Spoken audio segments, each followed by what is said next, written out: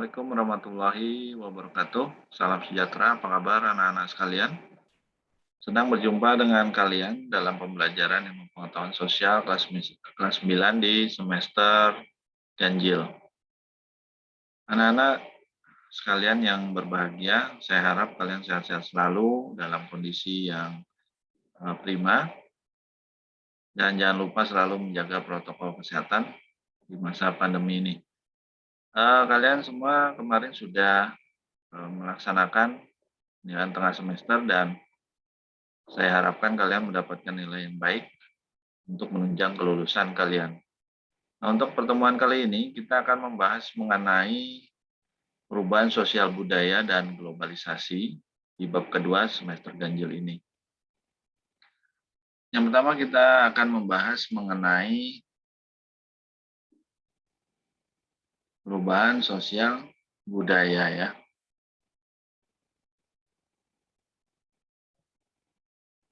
Nah, mungkin kalian sudah mempelajari tema ini di masa SD dahulu ya, sekolah dasar. Mungkin kalian sudah mempelajari di kelas 6 ya, 6 SD dan kemudian juga kalian sempat mempelajari materi ini di kelas 7 kalau tidak salah ya. Nah, kemudian di kelas 9 ini kita akan mengulas kembali mengenai perubahan sosial budaya dan globalisasi.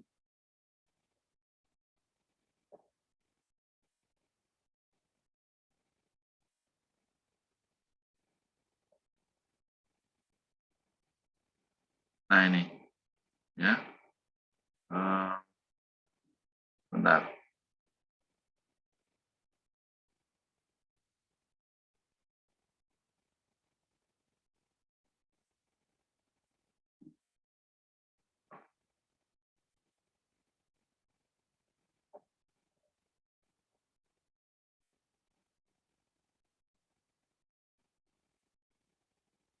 Oke. Ini materi yang kita akan pelajari yaitu bentuk-bentuk perubahan sosial budaya. Nah, di sini bentuk-bentuk perubahan sosial budaya dilihat dari waktu, kemudian pengaruhnya, dan perencanaannya. Nah, untuk dilihat dari waktu ini terdiri dari revolusi, kemudian evolusi ya. Nah, kemudian dari pengaruhnya, perubahan sosial budaya ini dari bentuk perubahan sosial budaya, kemudian kecil ya, pengaruh yang kecil. Nah, kemudian perencanaannya direncanakan dan tidak direncanakan. Nah, ini bagian struktur dari bentuk-bentuk perubahan sosial budaya tadi. Yang pertama adalah dilihat dari waktu, kemudian pengaruhnya, dan perencanaan. Oke, sekarang kita bisa lihat dari waktu ya. Di sini tadi kan di bagannya ada revolusi dan evolusi. Revolusi ini ada perubahan yang cepat dan mendasar, kemudian evolusi adalah perubahan dalam bentuk yang lamban dan memakan waktu yang cukup panjang ya. Nah, ini kita lihat proses evolusi dari kehidupan masa lalu di manusia ini sampai sekarang itu kan memakan waktu yang cukup lama ya, dari mulai tradisional, dari mulai zaman bercocok tanam, bahkan dari zaman berburu ya, kemudian sampai kehidupan modern sekarang ini memakan waktu yang cukup lama. Nah, kemudian kalau revolusi, ini contohnya revolusi industri yang ada di Inggris ya. Nah, ini berlangsung cukup cepat ya, dalam waktu yang cukup singkat. Nah, ini adalah perbedaan antara perubahan yang dilihat dari waktu, lambat, dan cepat. Nah, kemudian kita lihat lagi dari pengaruhnya ya, dari pengaruhnya, perubahan dilihat dari pengaruhnya tadi di bagian yang nomor 2 nih, ini dari pengaruhnya ya. Perubahan yang kecil, ya ini. Perubahan yang pengaruhnya kecil merupakan perubahan yang tidak membawa perubahan pada unsur struktur sosial masyarakat. Perubahan yang pengaruhnya kecil artinya perubahan tersebut hanya dianut oleh sebagian kecil orang yang menyukainya. Nah, sehingga perubahan ini tidak membawa pengaruh berarti bagi sebagian besar masyarakat. Jadi ini perubahan dilihat dari pengaruhnya. Nah ini ya, contohnya ya. Baju-baju ini tidak semuanya orang memakai dengan desain seperti ini ya. Karena ini hanya tertentu saja. Ya, ini hanya orang-orang tertentu saja yang memakai pola baju seperti ini. Tidak universal gitu maksudnya. Jadi pengaruhnya itu kecil ya. Kemudian lain lagi dengan perubahan yang pengaruhnya besar. Nah, Anda lihat bisa di sini ya. Ini gambar pabrik ya. Kemudian gambar kereta cepat. Dan ini adalah gambar karyawan di suatu pabrik ya.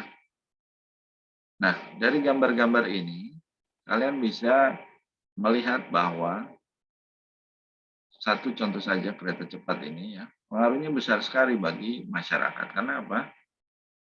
Manusia bisa melakukan apa saja dari mode transportasi seperti ini ya. Yang pertama bisa memudahkan kerja lebih cepat, efisien ya. Nah, kemudian sangat murah gitu ya. Nah, beda tadi dengan perubahan mode desain tadi, yang baju tadi yang seperti ini kan tidak semua orang pakai baju seperti ini. Nah, tapi kalau misalkan mode transportasi kereta ini sangat digemari oleh orang-orang ya, sifatnya modern ya, dan praktis. Dia tidak mau ribet lah, contohnya ya. Jadi mereka itu lebih praktis dan ini bisa semuanya orang menginginkan mode transportasi seperti ini. Nah, kemudian perubahan dilihat dari perencanaannya ya. Perubahan yang direncanakan atau plan change. Nah, ini seperti pembuatan jalan tol atau jalan umum. Nah, ini kan memang sudah direncanakan bertahun-tahun. Dan di planning lah istilahnya ya. Nah, kemudian ada juga, nah ini, perubahan yang tidak direncanakan. Nah, ini contohnya bencana ya, gunung berapi atau gempa. Nah, ini siapa yang pengen? Kan tidak ada yang menginginkan ya. Nah, ini sifatnya alami dan tidak direncanakan. Baik, anak-anak, kita sampai di sini dulu ya, mempelajari perubahan sosial budaya. Nah, ini dari bentuk-bentuknya, dari dilihat dari waktu, pengaruh, dan perencanaannya. Tadi saya sudah menerangkan sampai perencanaannya, dan saya harap kalian bisa menulis kembali apa yang saya sudah jelaskan di buku tulis masing-masing, dan kemudian di foto dan dikirim di grup bidang studi kelas masing-masing. Terima kasih. Sampai jumpa kembali di lain waktu dan saya harap kalian selalu sehat-sehat selalu dan menjaga protokol kesehatan selalu. Terima kasih banyak. Kurang lebihnya mohon maaf. Assalamualaikum warahmatullahi wabarakatuh. Salam sejahtera.